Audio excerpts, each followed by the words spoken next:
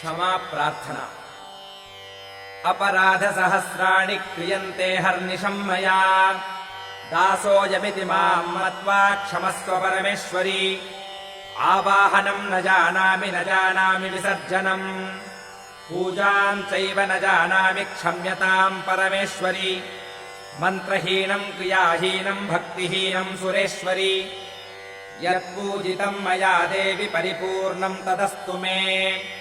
अपराधशतम् कृत्वा जगदम्बेति चोच्चरेत् याम् गतिम् समवाप्नोति न ताम् ब्रह्मादयः सुराः। सापराधोऽस्ति शरणम् प्राप्तस्त्वाम् जगदम्बिके। इदानीमनुकम्प्योऽहम् यथेच्छति तथा कुरु। अज्ञानाद्विस्मृतेर्भ्रान्त्या यन्यूनमधिकम् कृतम् तत्सर्वम् क्षम्यताम् देवि प्रसीद परमेश्वरि। कामेश्वरि जगन्मातः सच्चिदानन्दविग्रहे गृहाणार्चामि माम् प्रीत्या प्रसीद परमेश्वरि। गुह्यादिगुह्यगोप्त्री त्वम् गृहाणास्मत्कृतम् जपम् सिद्धिर्भवतु मे देवि त्वत्प्रसादात् सुरेश्वरि। श्रीदुर्गार्पणमस्तु।